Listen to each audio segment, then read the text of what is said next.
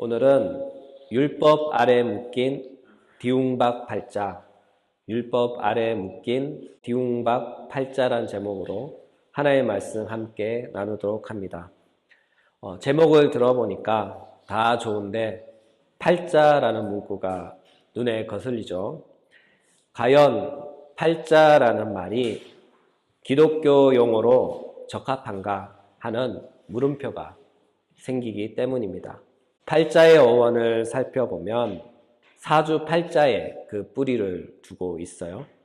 사람이 태어난 해와 달, 날, 시간을 간지로 한원하여 그 속에 사람의 일생의 운명이 정해져 있다고 보는 뜻의 사주팔자 단어에서 나온 게 팔자입니다.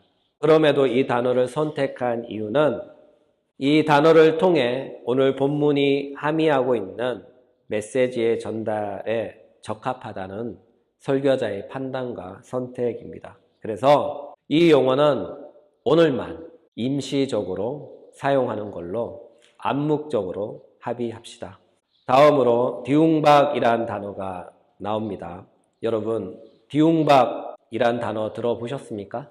저도 처음 접하는 단어인데 디웅박은 쉽게 말해서 옛 선조들이 쓰던 휴대용 물컵 정도로 이해하시면 됩니다. 지금은 다양한 재료로 물컵을 많이 만들지만 우리 선조들은 주로 박을 사용했던 것 같아요. 박을 쪼개지 않고 꼭지 근처에 구멍만 뚫어 속을 파낸 후 그것을 허리에 차고 다니면서 물을 마셨습니다. 따라서 우리 선조들이 주로 애용했던 휴대용 물컵이 바로 디웅박입니다. 그런데 이 단어를 찾다 보니 이와 연관된 우리나라 속담이 하나 등장해요. 그게 바로 디웅박 팔자라는 말입니다. 디웅박 팔자의 그 의미가 궁금해서 사전을 찾아봤더니 이렇게 설명되어 있어요. 입구가 좁은 디웅박 속에 갇힌 팔자라는 뜻으로 일단 신세를 망치면 거기서 헤어나오기가 무척 어렵다는 것을 비유적으로 아우르는 말이라고 합니다. 썩 좋은 말은 아니죠. 그래서인지 디웅박 팔자에서 파생된 속어도 있었어요. 그 속어가 무엇인가 하면 여자 팔자, 디웅박 팔자, 여자 팔자, 디웅박 팔자란 말입니다. 이 말도 듣기에 억양상 별로 좋은 말은 아니죠. 그러나 이 말 속에 있는 의미는 한 번쯤 되새김해 볼 필요는 있습니다. 이 말을 한마디로 정의하면 이렇습니다. 여자는 남자를 잘 만나야 한다. 여자는 남자를 잘 만나야 한다. 그런 뜻입니다. 디웅박은 옛 선조들이 허리에 차고 다니던 물병이라고 언급했죠. 옛 선조들 중 남자들은 모두 다 허리에 하나씩 디웅박을 차고 다녔어요.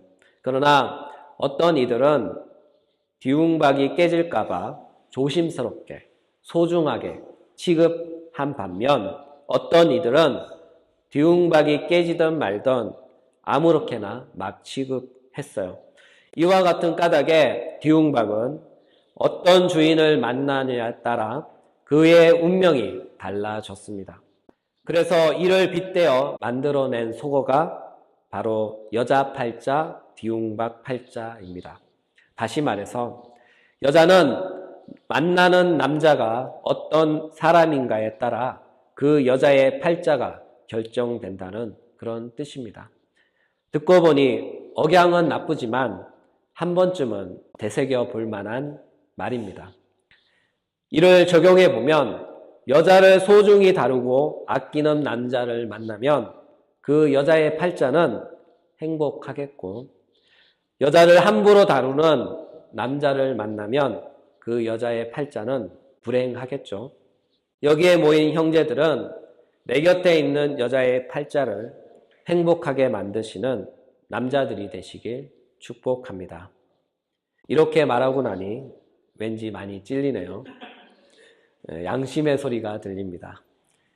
며칠 전 와이프를 구박한 일이 있는데 회개합니다. 저도 잘은 못하지만 함께 노력합시다.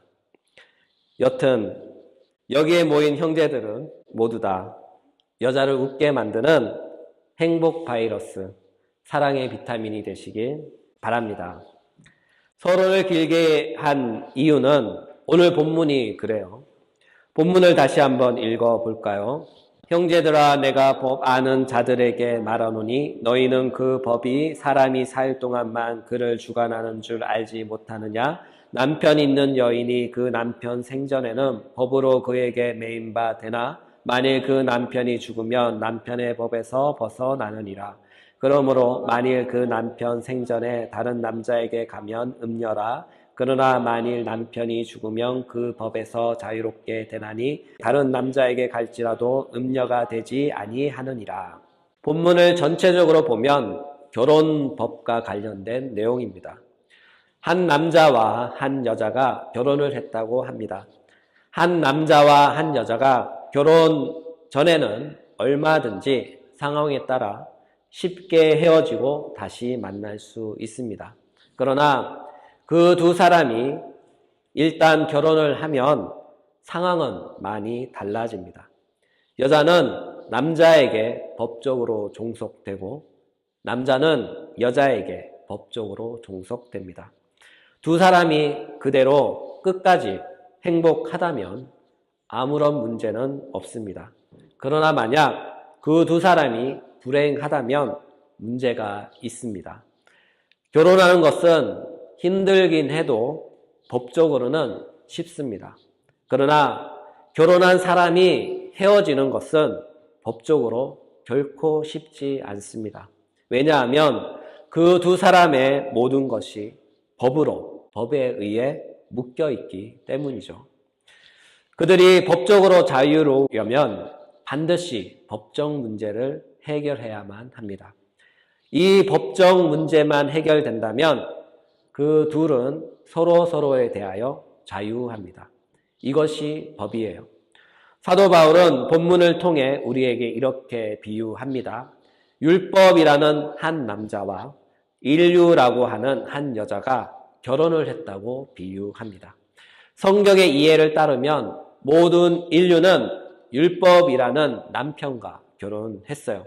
특히 사도 바울의 이해를 따르면 율법은 보이는 율법과 보이지 않는 율법으로 구분됩니다. 최초 보이는 율법은 선악과 율법이죠. 창세기 2장 16절 17절 여호와 하나님이 그 사람에게 명하여 이르시되 동상 각종 나무의 열매는 내가 임의로 먹되 선악을 알게 하는 나무의 열매는 먹지 말라. 내가 먹는 날에는 반드시 죽으리라 하시니라.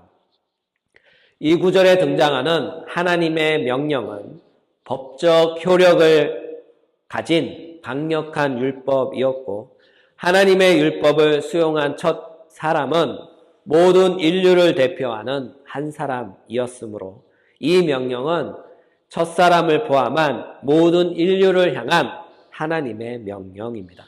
동시에 하나님은 사람을 창조하실 때 사람의 마음에 양심이라는 율법을 이미 새겨 놓으셨어요. 따라서 사람은 양심에 따라 선을 행하기도 하고 사람은 양심을 무시하고 악을 행하기도 합니다. 로마서 2장 15절 이런 일들은 그 양심이 증거가 되어 그 생각들이 서로 혹은 고발하며 혹은 변명하여 그 마음에 새긴 율법의 행위를 나타내느니라. 이 구절에서 증거하듯이 양심은 내면에 새겨진 하나님의 자연적인 율법입니다. 이와 같은 까닭에 몇몇 신학자들은 선한 양심의 외적 표지로 주어진 율법과 내적 표지로 주어진 율법인 양심을 각각 구별하기 위하여 양심을 자연법이라고 호칭합니다. 이와 같은 견해를 따라 표현하면 사람은 누구나 양심이라는 자연법인 본래적인 본성의 율법을 갖고 있으며 세상 사람들은 넓은 의미에서 모두 다 율법이라는 자연법에 묶여 있는 사람들입니다. 이와 같은 까닭에 세상 모든 사람은 내가 원하든 원치 않든 모든 인류의 첫 사람을 통하여 하나님의 율법과 이미 결혼한 사람들입니다. 왜냐하면 아직 모든 인류는 첫사람으로부터 출생하지 않았기 때문에 첫사람은 곧 모든 인류와 같기 때문입니다. 또한 여기서 법의 중요한 특징이 하나 있어요. 법은 그 법을 어기기 전까지는 언제나 친절한 남자입니다. 그러나 만약 누군가 법을 어긴다면 법은 아주 무정하고 거친 남자로 돌변합니다. 왜냐하면 법에게는 자비란 것이 없기 때문이죠. 법은 공정해야 하며 의로워야 하며 정의로워야 합니다. 따라서 누구든지 법을 어기면 법에 따라 공정한 재판을 받고 법의 의로움에 따라 죄를 지적받으며 법의 정의로움에 따라 법의 심판을 받아야 합니다. 이것이 법의 큰 특징입니다. 이와 같은 법의 특징으로 인하여 법을 어긴 모든 인류는 법에 의하여 법에 따라 공의로운 처벌을 받습니다. 첫사람은 하나님의 최초의 법인 율법을 어겼어요. 창세기 3장 11절 이르시되 누가 너의 벗었음을 내게 알렸느냐 내가 내게 먹지 말라 명한 그 나무의 열매를 먹었느냐 아담이 이르되 하나님이 주셔서 나와 함께 있게 하신 여자 그가 그 나무의 열매를 내게 주므로 내가 먹었나이다. 첫사람 아담이 율법을 어기자 첫사람 아담은 남편인 율법에 근거하여 공의로운 법의 심판을 받습니다. 창세기 3장 16절 17절 또 여자에게 이르시되 내가 내게 임신하는 고통을 크게 더하리니 내가 수고하고 자식을 낳을 것이며 너는 남편을 원하고 남편은 너를 다스릴 것이니라 하시고 아담에게 이르시되 내가 내 아내의 말을 듣고 내가 내게 먹지 말라 한 나무의 열매를 먹었은즉 땅은 너로 말미암아 저주를 받고 너는 평생에 수고하여야 그 소산을 먹으리라. 이때부터 남편인 율법은 우리에게 아주 차가운 남자, 무정한 남자가 되었습니다. 법을 어기기 전까지 남편인 율법은 그의 아내에게 있어서 언제나 상냥한 남자였고 사랑을 듬뿍 퍼주는 남자였어요. 그러나 그녀가 율법을 어긴 이후에 율법은 그의 아내된 모든 인류를 무정하게 취급했습니다. 이렇게 한번 뒤틀린 팔자, 한번 깨진 박은 영원히 돌이킬 수 없는 디움박 팔자를 가져왔어요. 이 영원한 디움박 팔자에서 벗어나려면 어떻게 해야 할까요? 본문에 의하면 몇 가지 힌트가 제공됩니다.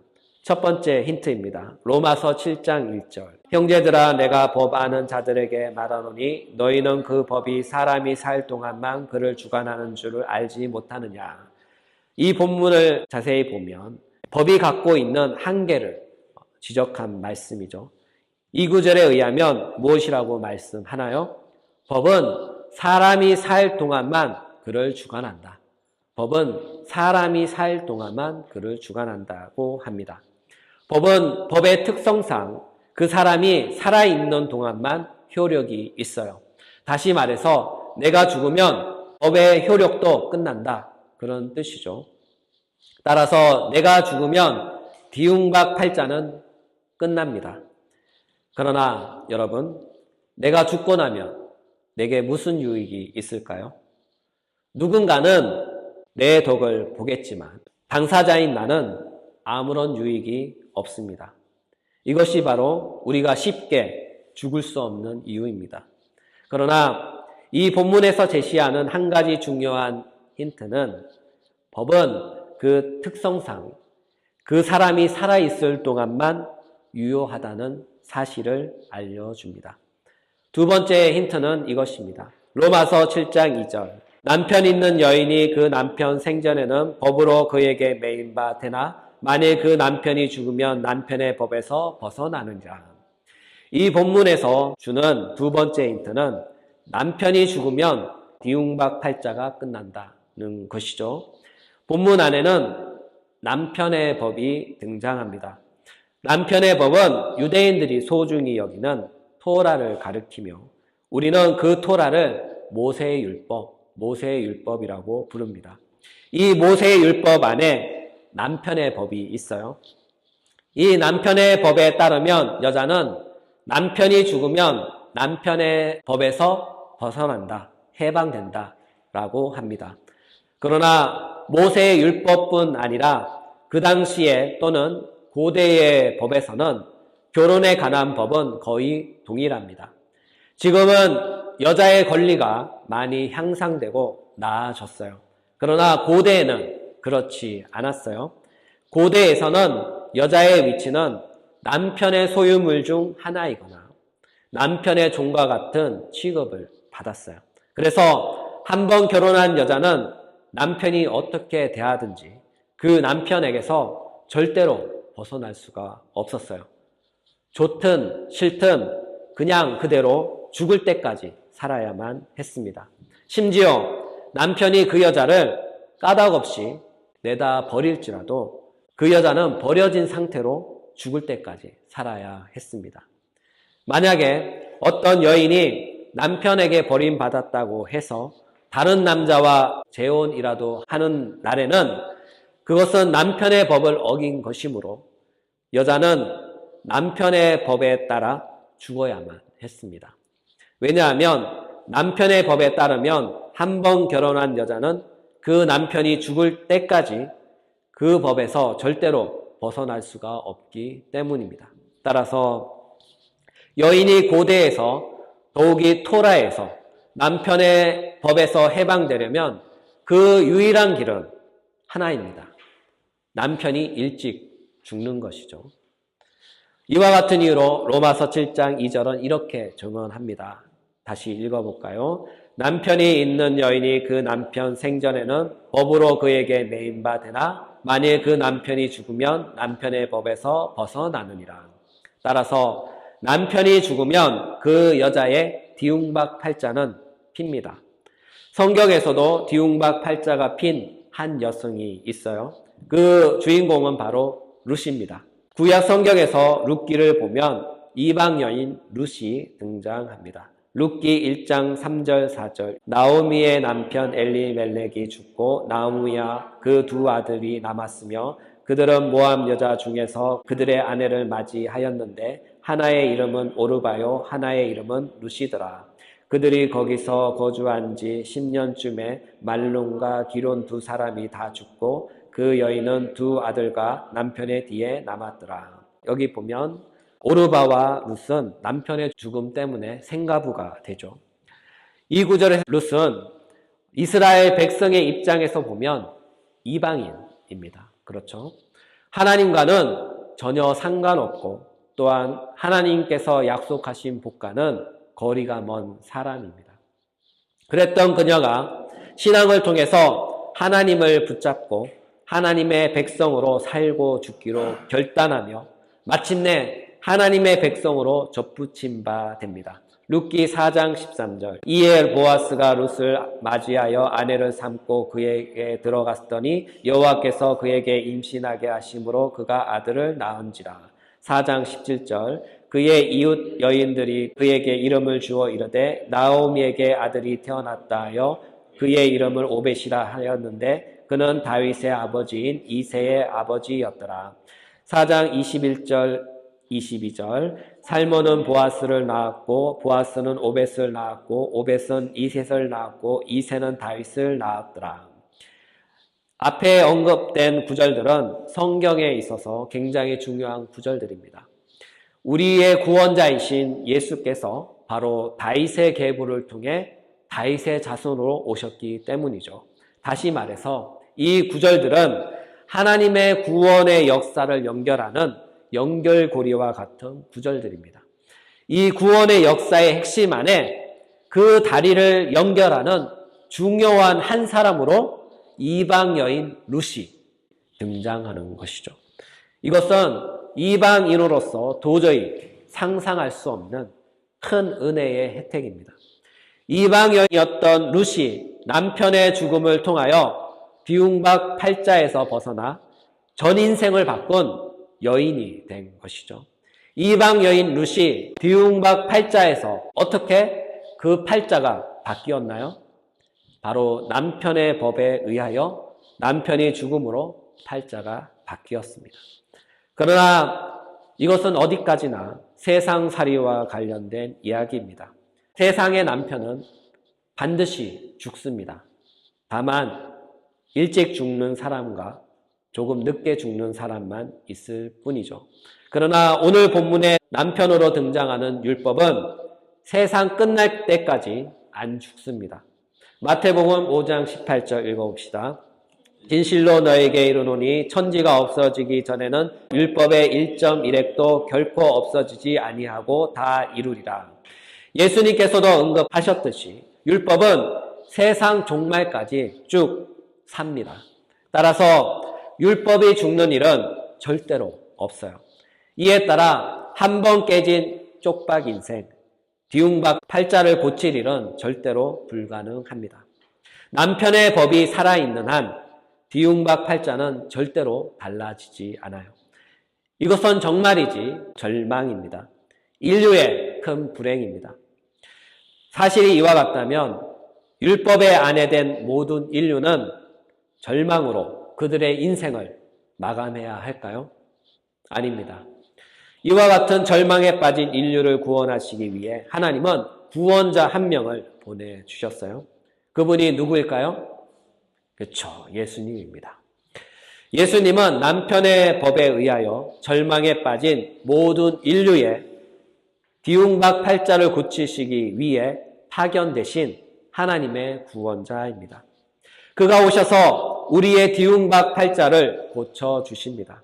그가 오셔서 남편의 법에서 우리를 벗어나게 하십니다.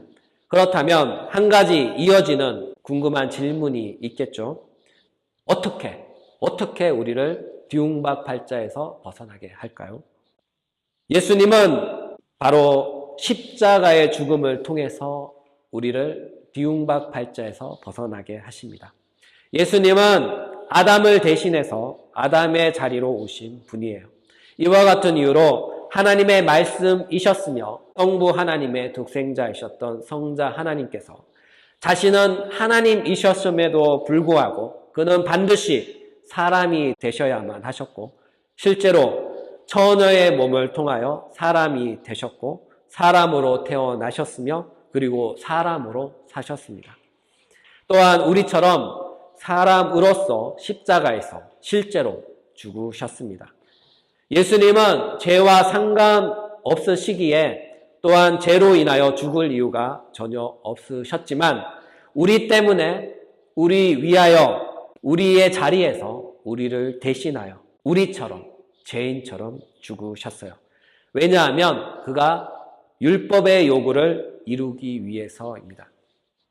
율법인 남편의 법에 따르면 뒤움박 팔자인 인류가 구원받는 방법은 딱 두 가지입니다. 뒤움박 팔자의 당사자인 내가 죽거나 뒤움박 팔자의 남편인 율법이 죽는 것이죠. 율법의 아내인 우리가 죽는 것은 얼마든지 가능하지만 남편인 율법이 죽는 것은 세상 종말까지 불가능합니다.